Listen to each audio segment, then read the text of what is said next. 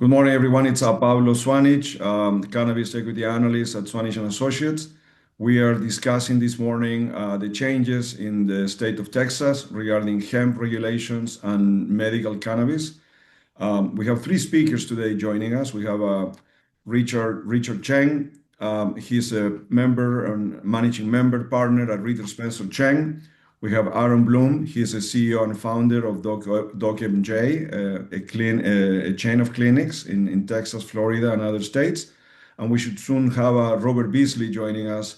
He's the CEO of Fluent Cannabis, which is an MSO with operations in Florida, Texas, New York, and Pennsylvania, and other states. So look, we have a lot to cover. We'll start with Aaron. First, just make an introduction about yourself and your company, Aaron, please. Thank you. Great. Thank you, Pablo. Thank you for having me, and thanks for arranging this important discussion. I'm the CEO of DocMJ. We are a multi-state medical cannabis physician practice. We started operating in Florida in 2016 and have since that date moved into 6 additional states around the country, including Texas. To date, we've helped hundreds of thousands of patients gain access to medical cannabis and the benefits that it provides. We work in Texas through the compassionate use program with our physicians based in Texas, helping patients with conditions like PTSD, cancer, epilepsy, and all the other approved conditions. We try to be highly patient focused and compliant, which is good for the patients and good for the doctor. And we focus heavily on education and have partnered with dispensaries all over the country and certainly the 3 licensees in Texas to help expand knowledge about the existence of the program, as well as the medicinal benefits for patients and how it can improve their lives. And we're very excited about today's topic and even more excited about the future of the medical cannabis program in Texas and excited to be part of it. Thank you, Aaron. Richard, tell us about your practice and your involvement in Texas. Thank you. Thanks, Pablo. It's wonderful to be here, and thank you for having me. It's a pleasure. My name is Richard Cheng. I am a managing member at Ritter Cheng. It's a Dallas-based full-service business law firm that we also have offices in Miami and Minneapolis. The two biggest sectors that we serve by far are healthcare and alternative substances. And it's really interesting to see the marriage between the two industries because on one hand you have this more traditional healthcare industry with a broad spectrum of different services such as physicians or ancillary providers. But then suddenly in Texas, as of 2015, you developed this Texas Compassionate Use Program, and then all across the country you marry the two industries. And so a lot of my work is in the healthcare M&A space and healthcare compliance and regulatory space. But because cannabis is such a highly regulated industry, when I got into it in 2013, it was a natural fit for my practice. And so as part of my healthcare practice, for the last, I guess, 12 years now, I've had a sub practice in the world of cannabis, and also, in addition to other controlled substances as well, such as ketamine and kratom and psychedelics and so forth. And of course, we're seeing all kinds of new stuff coming up as we speak. Yeah, thank you. So look, let's talk, Aaron, first about the current landscape of the medical cannabis program. I know we're going to touch on HB 46 and potential changes that may come in the future. But right now, just let's talk about the program as it is today. Please discuss, your DocMJ operation in Texas. Remind us how that compares with your operations in other states. From your perspective, what are the main differences between the current program in Texas with, say, Florida? And talk about if you have any plans to expand in Texas. But let's keep the conversation right now in terms of what the program is today. And then we'll have Robert join us also, and he'll address the same question. Go ahead, Aaron. So, yeah, sure. Well, the program today has 3 licensed dispensaries, 3 licensed producers of low THC cannabis. The challenge for them is that they can only dispense from really one location. And so they've had challenges providing to the entire state. It's a big state. So that's the biggest difference between that state and other states. DocMJ certainly has a strong presence there with several providers, and we are prepared to grow as the market expands. And we'll be bringing on additional providers who can meet the needs, both the demand as well as the different qualifying conditions. The other difference between Texas and Florida is that in Florida, you have to be a medical doctor to write a recommendation. In Texas, the providers and extenders, nurse practitioners, can issue qualifying recommendations, or as they call them in Texas, prescriptions, which is also different than any other states. But right now, the program is struggling from a lack of qualifying conditions, a lack of products they're allowed to offer, and the availability of the products because the dispensaries are hampered in how many different locations they can open up and then actually serve the public. Right. Can you talk in terms of size, like how many how many clinics you have in Florida versus Texas? Yeah, Just to draw some comparisons there and remind us, is telehealth yeah, allowed in either state? yeah. Thanks. So telehealth is allowed in Texas. It is allowed in Florida, but only for the renewals. So you have to have offices in Florida, physical offices, to see patients for the first time. So that's a major difference. We have several locations in Texas, but primarily we see patients there through telemedicine. In terms of size, the Texas program is still developing. I think at last count, they had qualified about 117,000 people total since the beginning of the program. Although I would suspect that a whole lot less than that are currently active. In Florida, we have about 900 and I think 18,000 patients at last count. Right, thank you. So look, we have Robert Beasley. He's also joining us. He's the CEO and founder of Fluent Cannabis. It's an MSO with operations in Florida, Texas, New York, and Pennsylvania. Robert, thank you for joining us. Look, if you can just make an introduction about yourself, Robert, and as you do that, and Fluent, as you do that, also talk about the current medical cannabis program in Texas, the way that you are operating there, and how it compares with your operations in Florida. And thanks again, Robert, for joining us. Yes, sure. Thank you. So as stated, my name is Robert Beasley. I'm the CEO of Fluent, operating under the parent company consortium. We are in Florida, Texas, Pennsylvania. Uh, we were awardee in Alabama, but that's caught in litigation. And then recently acquired New York through the Etain transaction with Riv Capital. We've been in Texas originally as one of the original awardees, one of the original three. And Texas has been a placeholder of much hope for us. We've refused to give up on Texas. I've personally tried to sit on the various panels and be as involved as possible in the early days. And we felt that, while the political winds at the very, very top executive levels were against the expansion of the program, that the department that we were assigned under DPS was very helpful, very a willing partner to the extent they could. So we knew that there was promise of growth there. Of course, Texas being the size of the state that it is geographically and the importance of a state as it is from a population point of view, we knew it was a good investment. So we were just trying to be patient. There were several limiting factors. This new legislation has alleviated some of them. The biggest one was the overnight storage. We were in the process of constructing what we would call in any other state a store in Houston, Texas. But you couldn't call it a store in Texas because you couldn't keep product there. And so it could be nothing more than another delivery center. That now being relieved by the legislation, it tremendously helps the ability to put a footprint on the ground. Texas is not only a large state from a population point of view, but it's a huge geographically immense state, as everyone knows. It's Texas, for Pete's sake. And so just servicing that population with distinct urban areas, some of which are quite large, like Houston, has been a challenge under the restrictive element of you could only have one service location and that had to be connected to your facility. So that alone by itself is going to open up the ability of the existing licensees to service the state. Several times I've had conversations with the regulators and even the executive leadership of the state to say, they want to let in more licensees, which is fine. There's plenty of Texas to go around. But the problem wasn't our ability to service it. The problem was our ability to expand footprint wise to reach the population. So hopefully that'll come in play now. The other thing that was holding us back in Texas was the percentage formulation. There was an odd 1% by volume formulation standard that was borrowed out of the Federal Hemp Act that really made no sense when applied to cannabis. Now going to a conforming 5 milligram or a milligram measurement with a 10 milligram measurement. That puts us in line with all of our other distribution products and all of our other states. It's becoming the standard, if you would, as cannabis meets standardization. And so tremendous help there. Expansion of the conditions, tremendous help there. The conditions were always very restrictive as far as what we would call hard physical diagnosed conditions that were really reflective of a very small population medically, and now the expanded conditions, and we hope to see those further expanded. So I believe there's also methods of administration which are expanded. Now, here's the thing.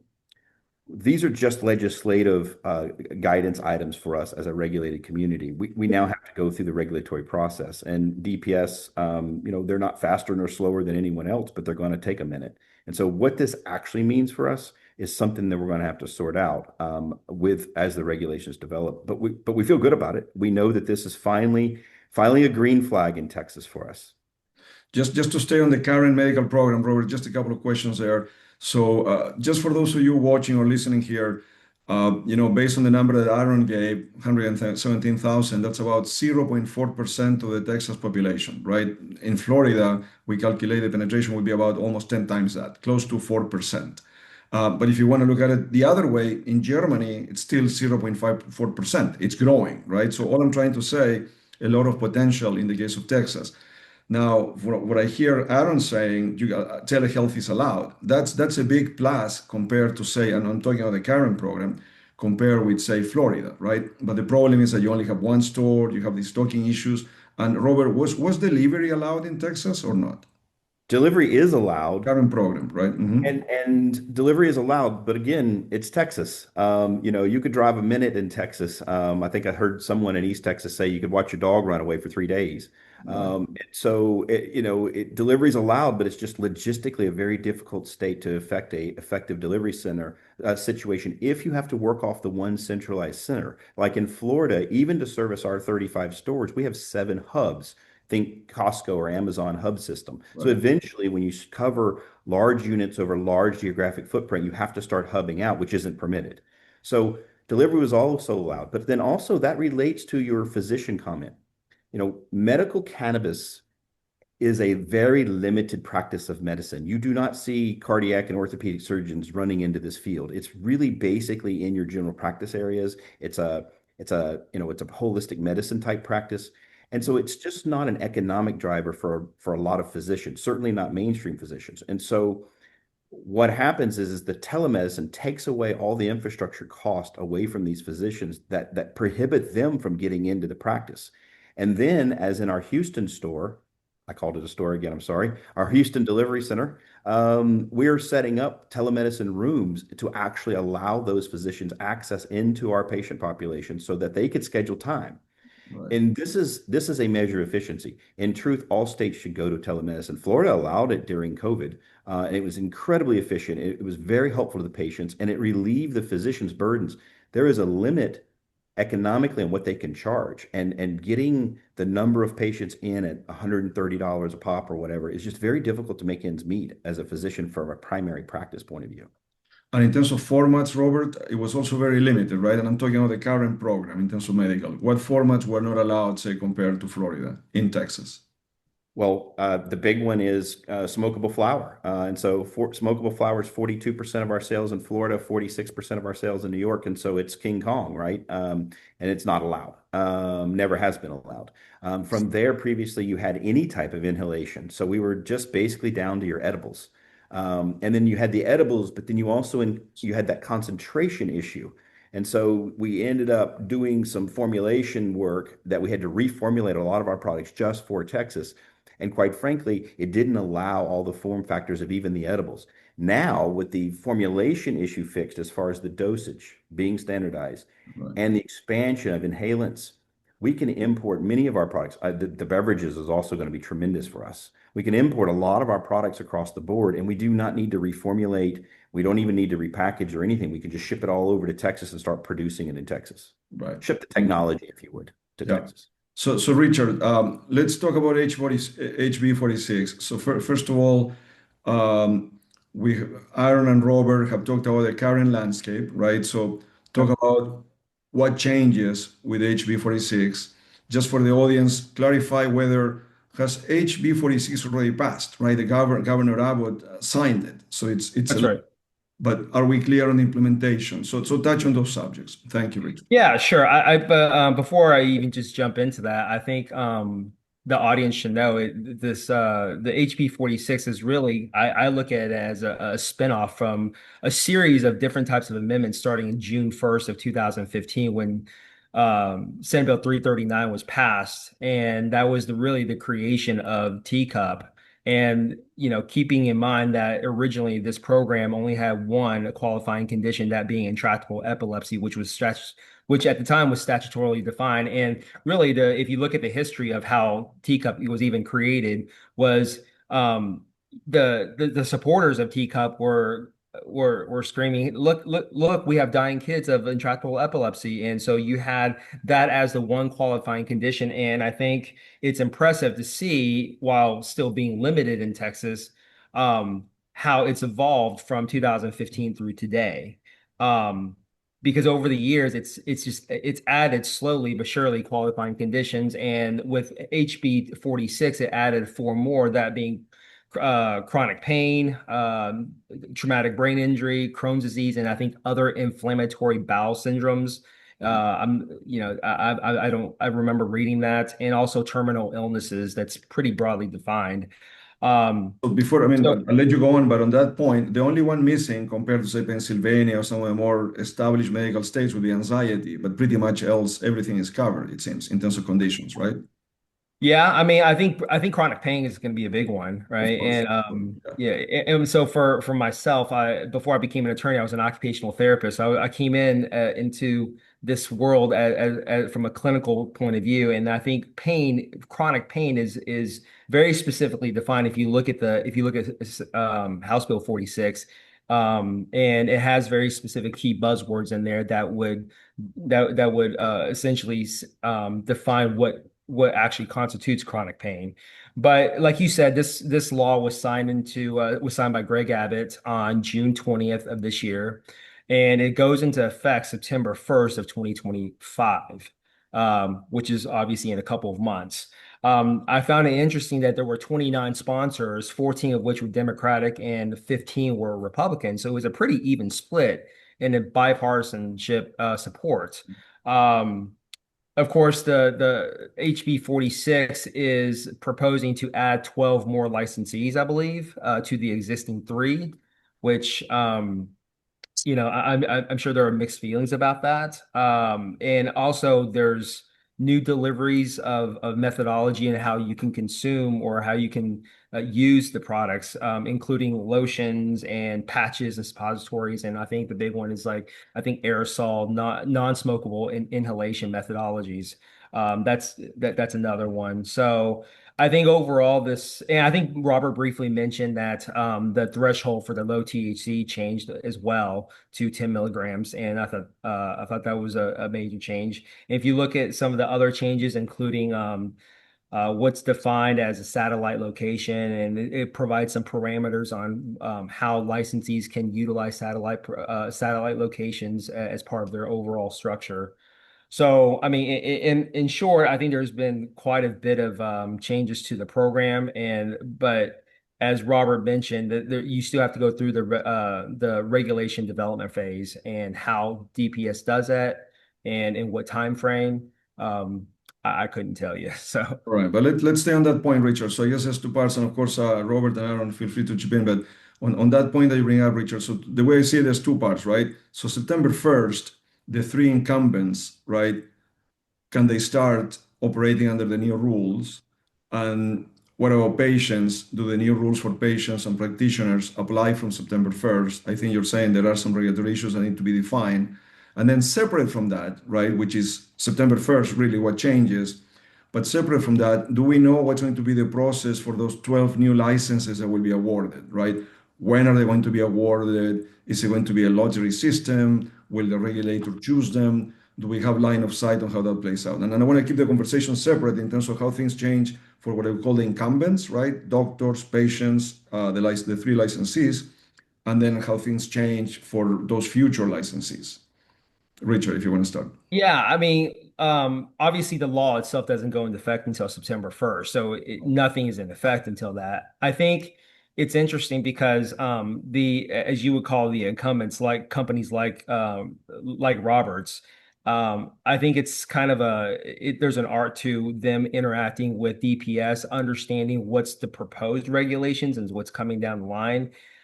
Because as most of us know, just because there's the law in what's passed as law may or may not be consistent with what the regulations are. Now, in an ideal perfect world, the regulations do not conflict with the statute, because if it does, then it's trumped by statute. But how those regulations are implemented and how they're exercised and how DPS will use those regulations to as part of enforcement actions, that could be sometimes be a tricky thing. And I think for licensees, it's pretty important to develop that ongoing dialogue and that ongoing relationship with DPS to really understand what the expectations are. I think from an operations standpoint, Robert will probably have a better insight on that and how it affects them from a business standpoint.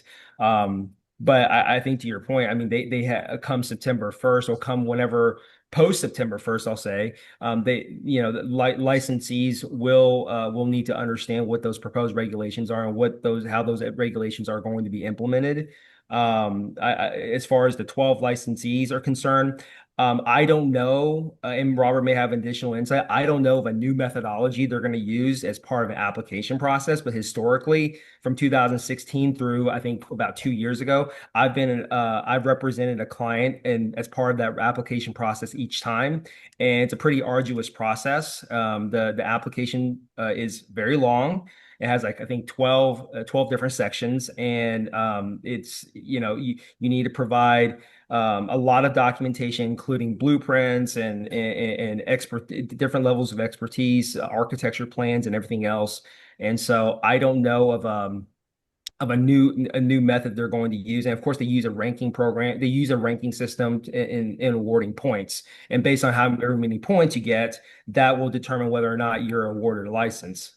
Do we know the timing, Richard, in terms of when those 12 licensees can? I really don't know about the timing, but I do know, well, this is one thing I do know, is that once a licensee is awarded a license, they have exactly no more than 24 months to start dispensing. And failure to do that, they could face revocation of that license. Right. So I think that's really the DPS's way of saying, hey, listen, if we're going to give you a license, right, you got to be a serious player, and you've got to be able to show the ability to do business, to produce the product that's for the best benefit of the general public. And if you can't do that just because you get a license, doesn't mean that you're adequately equipped to produce what needs to be produced for the benefit of the enrollees. Richard, is HB 46 clear in terms of flipping the licenses? If I'm awarded, if I'm one of those 12, can I sell it to Trulieve?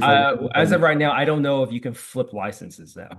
It's not clear, right? I don't believe you can. I mean, we saw that in New York. Some people were able to sell their licenses a few months after being awarded. I mean, this is back in the day in their medical. Yeah, I mean, in Texas is not one of those states where you can go through the child process or the change of ownership process that I know of.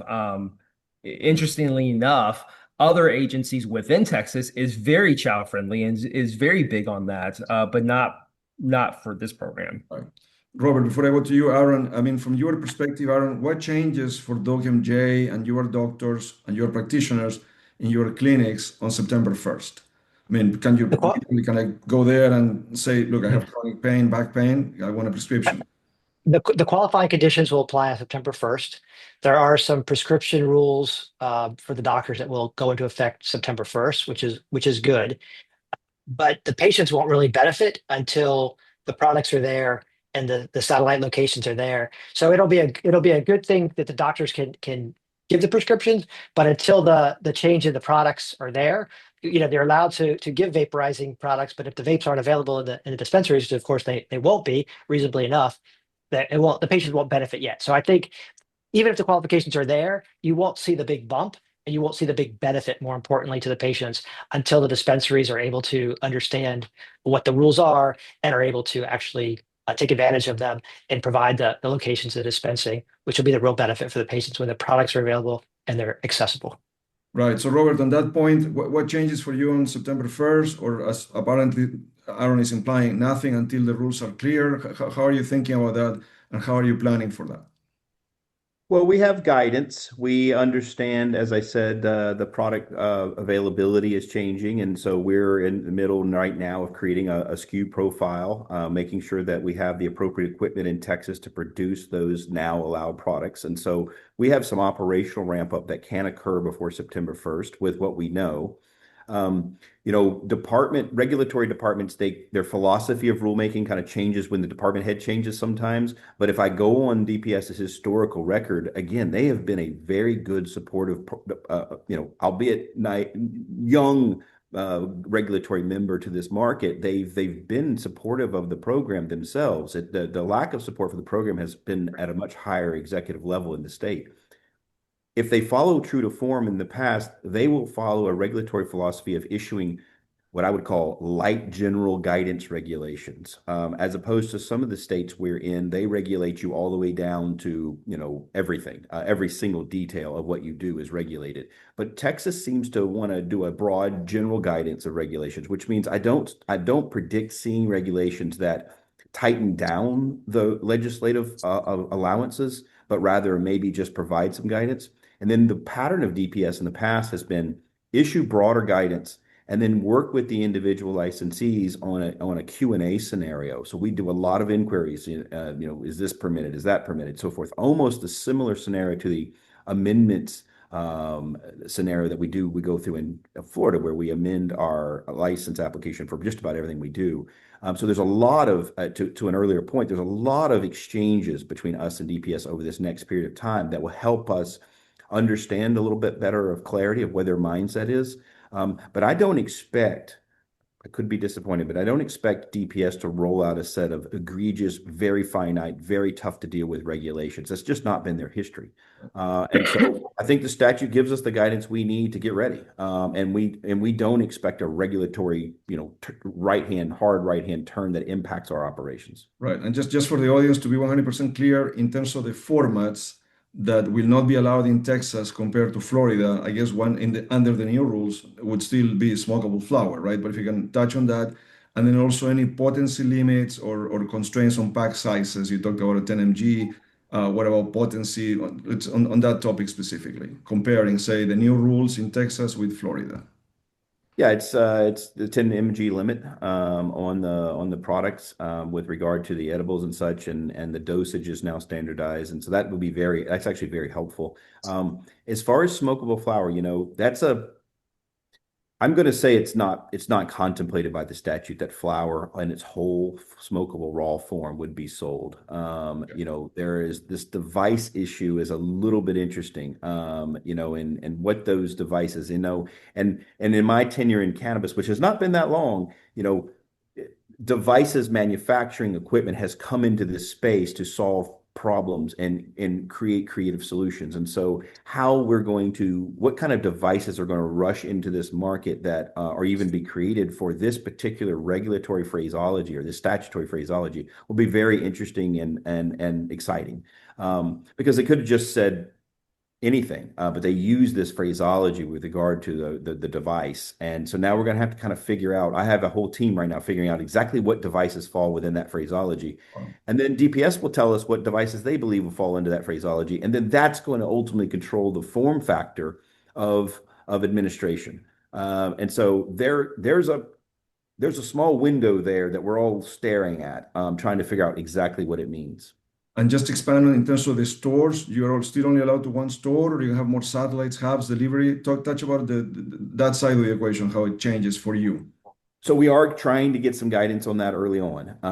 We hope to have our Houston location open in less than 60 days. We've been working on it for several months. We kind of did a build it and hope it'll catch us kind of scenario and catch up with us, and it did. So, sometimes it's better to be lucky than good in this industry.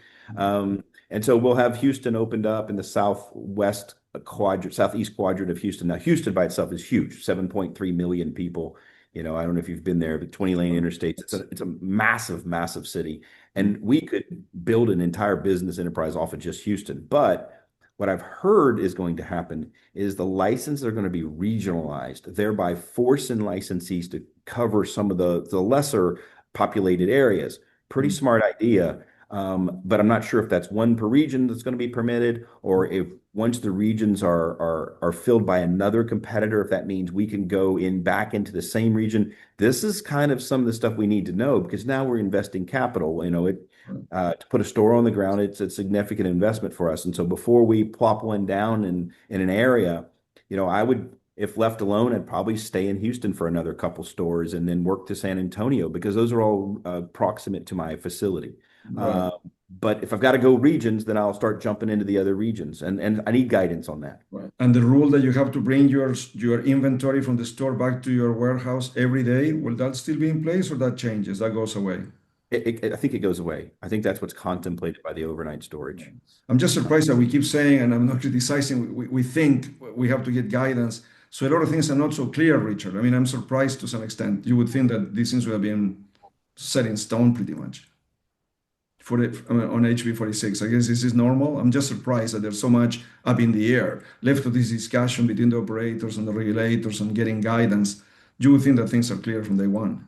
Maybe it's not so abnormal. No, I don't think anything is ever clear from day one. My experience is that it continuously evolves over time. I mean, there's some basic principles and practices that this remain the same, but I think it does.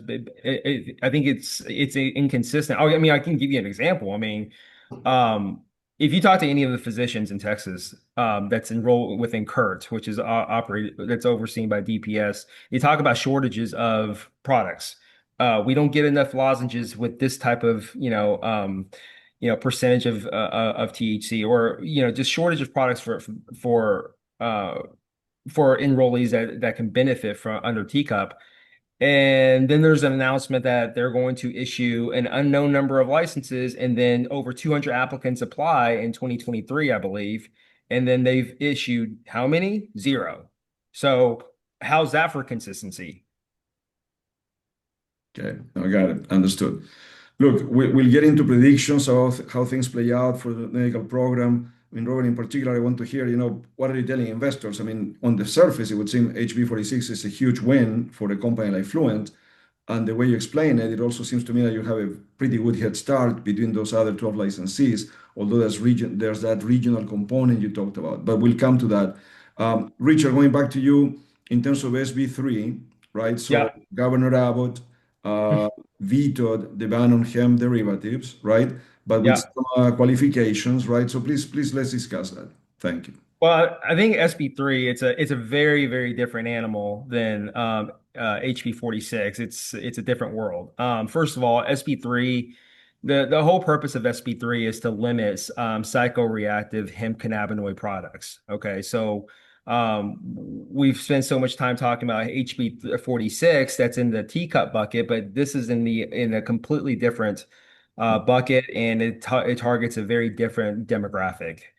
Because Texas does not have an adult use cannabis market, what the evolution of hemp consumable products really started with the passage of the 2018 Farm Bill, and then the subsequent amendments of the 2019 Texas Controlled Substances Act, allowing for, some people call it a loophole, however way you want to call it, but essentially we had this burgeoning market of hemp products, ranging from gummies to beverages to Delta 8, whatever, right? They're sold everywhere, gas stations to vape shops everywhere. So you have this burgeoning market that's become a multi-billion-dollar market and created over 50,000 jobs for the past 6 years now. And Senate Bill 3 was really aimed at essentially eliminating that entire market, absent CBG and CBD. So if you look at the Texas market, we had the CBD market, and then it changed because now you started seeing Delta 8 THC, which is essentially an analog that you find trace amounts of the analog secondary cannabinoid in the cannabis plant. And then so there was a lot of back and forth with DEAs and redefining what Delta 8 really is, and so that entire market grew, and so you had kids that got their hands on it. So, of course, not Greg Abbott, but Dan Patrick was a staunch proponent of getting rid of this entire market, which is really the purpose of SB3. Everybody knows in Texas he's not a fan of the cannabis industry as a whole. He's an opponent of it, and so with that said, um, before SB3 was really sent to the governor's office for consideration, Dan Patrick himself actually went to multiple vape shops and did self-recordings to say, "Look what I'm buying, and I am that far away from a school." And so you can find all this online. So really, the purpose of SB3, if you look at the language in the proposed amendments, it's essentially making it a criminal act to advertise and sell, manufacture consumable hemp products that contain THC in it. That's really the gist of it, which was going to essentially eliminate an entire THC beverage market and all the other hemp consumable goods that contain THC. Again, minus CBG and CBD. That's really the gist of it. But then, of course, with a stroke of luck to this industry, June 22nd, shockingly, Greg Abbott vetoed the bill. Now, what does that really mean? It means that in a matter of 5 days, we have special session, and how that plays out, I don't know.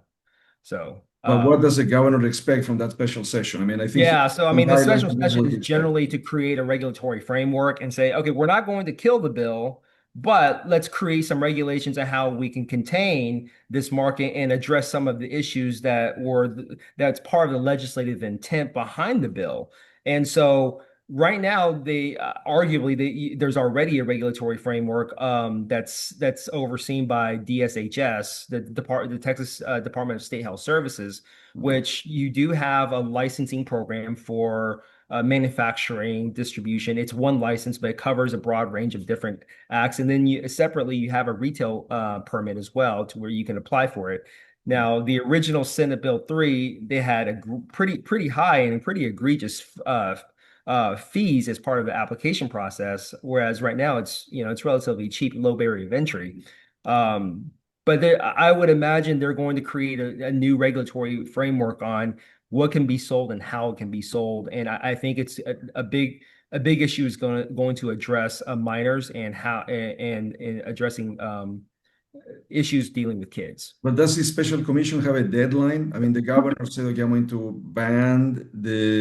veto the ban, but the special commission has to deliver on these new guidelines. But it left it open-ended. I mean, is there a deadline? I mean, the legislature reconvenes every years in Texas. I mean, we have a status quo for another 2 years, or not? Yeah, I mean, I'm not as familiar with the entire legislative process for special session, but it can go on for a while, from my understanding. But the special session is really it creates an opportunity for the state of Texas to receive new comments and to consider new issues or really existing issues that why Senate Bill 3 was really designed to address. And so, for example, with the kids, if it was designed to limit access to minors, then that's something they're going to have to discuss and create new rules for that. Right. But okay, but again, I don't know, Robert, if you want to add here, but Richard, I guess the question would be, if this commission doesn't come out with the guidelines in the next few months, does the veto go away or it stays in place? I mean, we will have the veto itself doesn't go away. Okay, go on, Richard. Yeah, I mean, the veto stays, and so either way, Senate Bill 3 is gone. How they create the regulations and what regulations are created as part of the special session, that's left to be unknown. Okay. And how those regulations are implemented and enforced by DSHS, that remains to be seen. Right. But the veto itself stays. Anything you want to add here, Robert or Aaron? I think what you're seeing in Texas, we've seen in other states.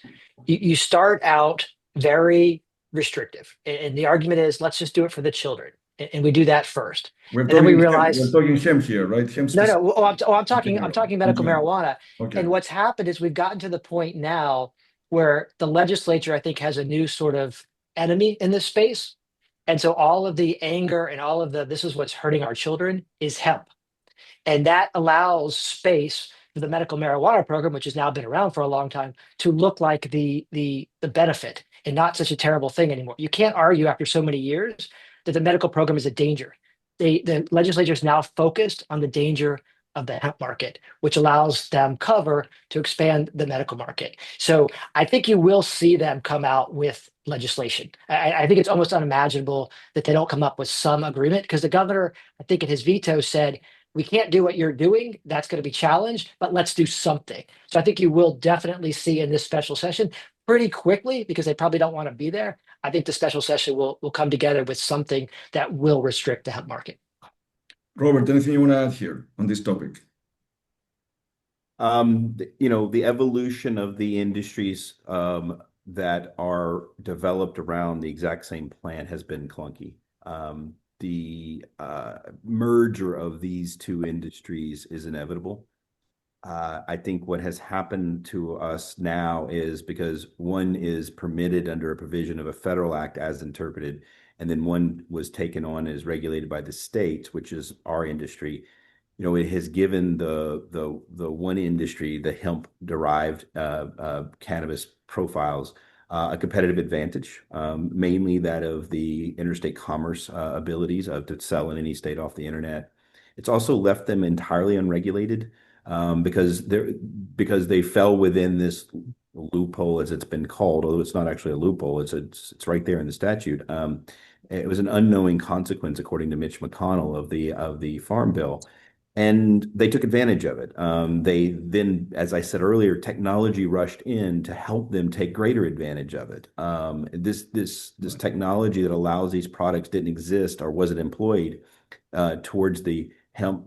Hemp is a legal term, cannabis plant, and so now they're able to take advantage of it and reach results that no one contemplated.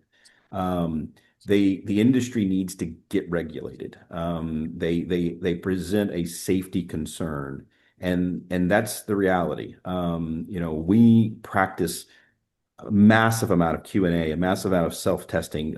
This plant is a bioaccumulator. The things that it can do in absorbing dangerous materials, heavy metals, and otherwise in the environment is impressive. The amount of oversight we have to put into making sure our product is clean and safe is tremendous. That cost isn't borne by that other competing industry because they're unregulated. They need to be restrained and regulated. That doesn't mean they don't need to exist. And so I'm looking forward to the merger of these two enterprises under a safe, cohesive program.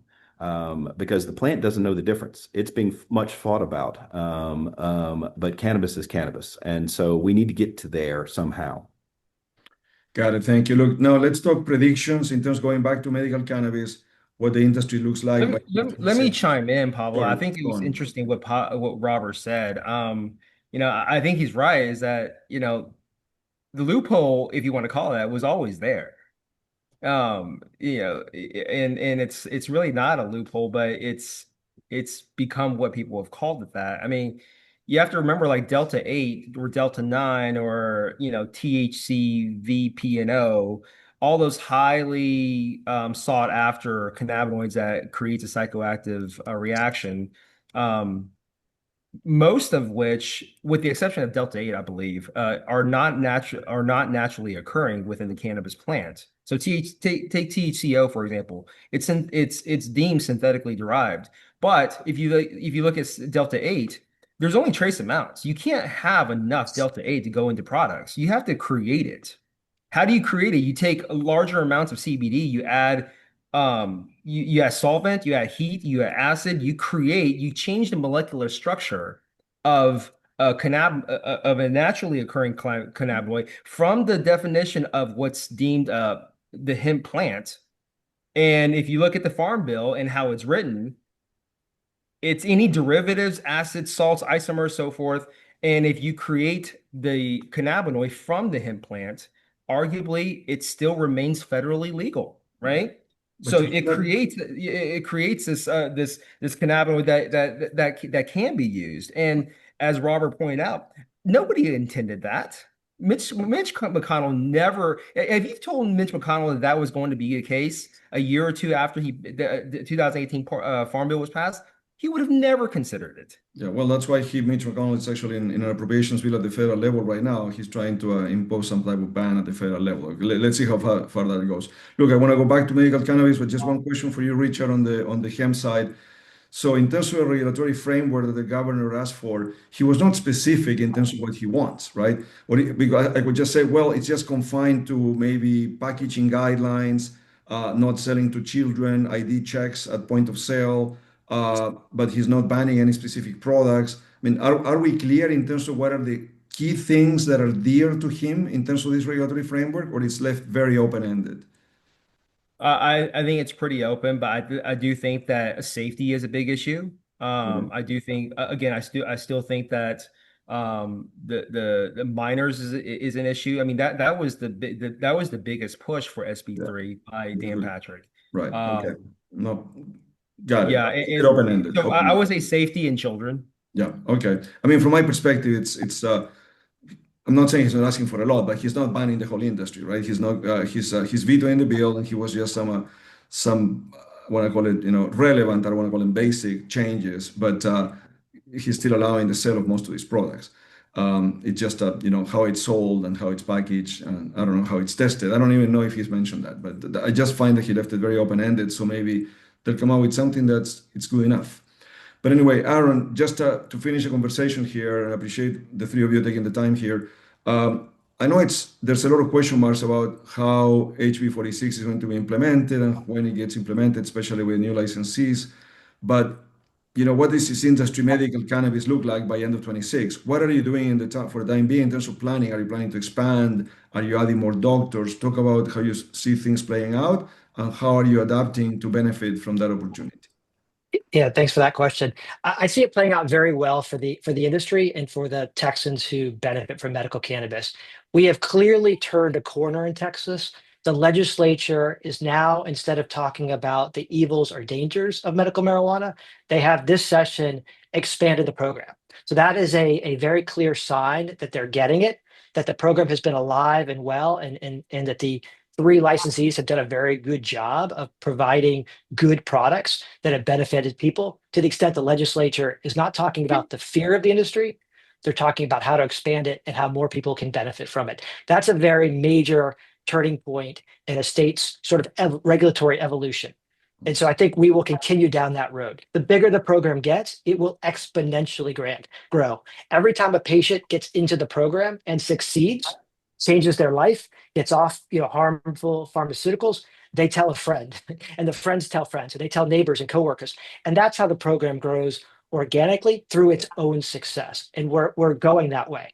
I don't know how quickly we'll get there in Texas. One of the challenges in Texas is that they only meet every 2 years. So that slows down that forward progress a little bit, but I think we've made some great strides this session. And so I think the existing licensees will, as Robert described, off and running. They know they've got people coming up behind them. They know there's tremendous opportunity out there. So they'll take advantage of that as they should, and they deserve to, and start providing a wider range of products that meet the patient's needs. They will have better locations. And once you open up a location, the locations will look good, they'll feel good. That will again help to change public perception. Once they pop up on every corner and you normalize it and people see it in their neighborhoods, and it's not a drug den and it's not a place where crime happens, it's a place where healing happens, you'll see the program grow. And we'll work with the dispensaries, and we will grow with them and with the patient population to make sure there's adequate physicians to provide the guidance and the certifications and prescriptions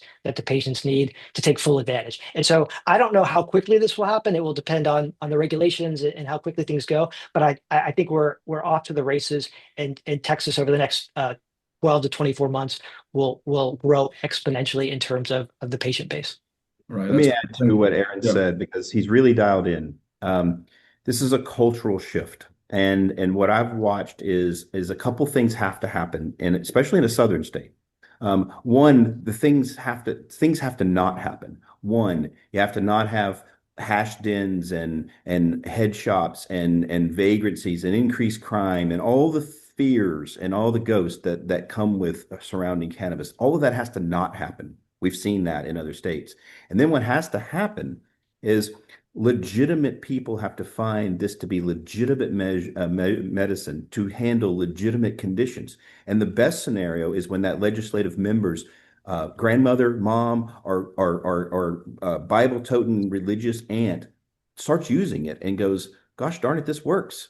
And my aunt uses it, and she goes to church every Sunday, and she's not a druggie at all, and she doesn't even have a tattoo.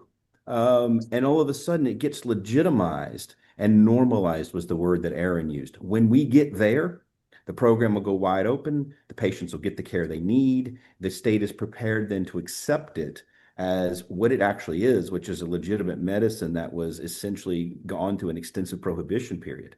And so it's a cultural shift, and you got to watch for those cultural indicators. And this is one of them, what just happened. So, Robert, just staying with you here, I know you touched on it already, but remind us again or expand a little bit in terms of what are your plans over the next 6, 12 months based on the changes as a result of HB 46. Related to that, are investors paying attention? I mean, from your perspective, and I don't want you to like exaggerate something, but it seems to me like this is a pretty big deal. And I don't know if people are paying attention. So do you want to qualify what I'm saying there? And then, although it may be hard to say, it seems that you as one of the 3 licensees, and you might want to give some color in terms of who the other 2 are and how developed they are compared with you. It seems to me that you will also have a big head start over the other 12 licensees, right? But if you can touch on all of that, I know there's a lot there. Yeah, that's been our bet. Our bet has been, I mean, we've had the opportunity to sell Texas several times, and we've just decided that it was that of our most potential within our stack, if you would. And so our bet was that we'd be standing there at this moment, in the next few moments of development, and we're poised and ready. So what we're going to do, we're going to spend between now and September developing SKUs, developing formulations, making sure that we have the equipment internally in the facilities to do that. We're going to finish that store and get it open. We're going to start developing physician partnerships and get the telemedicine program going. Then it's an awareness campaign. You know, we track very closely what this legislature is doing and what they're not doing, but the general population doesn't. They're now with the hemp thing and the ban and all of that, it gets a little confusing. So now we got to let everybody know what's happening. So there's going to be a little bit of an awareness campaign, a marketing campaign. We got to go out and engage people. So that's the first 2 steps. We can do all of that without knowing the first piece of regulatory guidance. Then when it comes down to the next step of actual footprint expansion, we're going to have to get some guidance. And so we are hoping that by the time we're putting products out there in an enhanced SKU level, we have an enhanced awareness. We've got our store functioning and people coming and going. Again, to Aaron's earlier point, our store looks like an Apple store, an AT&T store. When you get in there, it is clean. These people are well dressed, well groomed. There's not a bunch of paraphernalia hanging around. There's no weed leaves anywhere. And you're in a place where you feel like you can be addressed by professionals that can take you seriously and actually bring you some relief. That's the environment that we're trying to engender. So we start propagating that. Now, how far we can expand the footprint, we're going to need some guidance on that. I can't put a store where they don't want me to put a store. So I've got a lot to do between now and September getting ready. Right. And it seems to me that the other 12 licensees we don't even know when they can start applying, right? And when they are going to be awarded. So you would have a head start. Not to put you on this, any comments on that? I mean, do you agree? I'm just not worried about the 12 licensees for lots of reasons. One of which is, we haven't been able to service this state. And so these restrictions have, I've said over and over again, actually someone asked me, the head of the DPS at the time said, would you like to get more licenses? He said, well, that's what the government's pushing. I said, okay, would you consider doing 100? And he said, well, never 100. And I said, well, that's what you need to cover the state. If you're going to be down to 1 store a person, a license, then you need at least 100. So do 100 licensees. Yeah. Or change the restriction on how much footprint we can have and let us service your population. And then you can do it with a lot fewer licensees. But there's a lot of Texas. And so 12 more licensees, they're welcome to join. They can catch up when they can. But this is just competition from the legalized licensees is not our problem. Right. We have so many other things to worry about. Yeah. Can you, not to put you on the spot, but can you compare your current Texas presence with other two licensees? Are they as fleshed out and developed as you are, or more so, or less so? I actually think Texas Original is a little bit bigger than us now. They that group was one of the original starting groups. Yep. They started with a little bit better backing from the physician groups. They actually had some physician involvement, and I think they have a bigger footprint than us. I do not have the ability, we don't get none of the data coverage agencies cover Texas because it's just not big enough. And so we don't really understand the rate of sales. We're probably number 2 out of 3 if I had to guess. Right, got it. Thank you. So look, very much appreciate the time here of all the three speakers. Let's move on to closing remarks. Anything you want to add here? Let's start with Richard Cheng. And again, thank you for joining us today. Closing remarks, Richard. And you're Yeah, very prediction thank of how you. things play out, but it seems that there's a lot to TBD, right? But anyway, go ahead, Richard. So sorry. No, I think you're right. TBD is a good word for the expectation of what's going to happen. But I will say that I'm excited to see how this program will grow, how it'll evolve. I still will keep my original sentiments that the physicians are really kind of the gatekeepers to this program, to the TCUP program, and I know there are still a lot of healthcare providers and physicians who are a bit reticent about being part of this because, quite frankly, there needs to be more education within the state to physicians and to a lot of other people. You'd be surprised how many people I talk to on a regular basis that has no idea that we even have a medical cannabis program within the state of Texas, and we've had it for over 10 years now. Right. Yeah. Aaron? Texas will, within the next 24, 36 months, be the largest medical state in the country, without a doubt. And has the population to support it. The regulations are moving in the right way. It may take one more legislative session, but after this progress and another 2 years with the way it's gonna move forward as well, it's gonna move forward. I think that there's just no question that the future is very bright. I don't know if that's 12 months, 24 months, or 3, 5 years down the road. It will be the largest medical program in the country, without a doubt. Thank you. Robert, closing remarks. I'm excited about Texas. We have been restrained from being able to offer the level and amount of products to patients who desperately need it there. The old world sentiments about cannabis and the prejudices of cannabis have been very pervasive in Texas, and again, as expected for the region of the state that it is, and it's slowly opening up, and that cultural shift will be vital to that. We're ready. We've been poised and ready for some time. Texas has been our highest potential. We have a great executive group dedicated to serve Texas. We're building a marketing group now. We're ready to get moving. We're going to do what I told them we would do if they would open us up. We're going to provide the level of care that we can for the patients that need it. We just needed the chains taken off. That's great. Thank you very much to all three speakers, Richard Cheng, Aaron Bloom, Robert Beasley, and thanks everyone for joining us. Everyone have a good day. Thank you. Thank you. Thanks.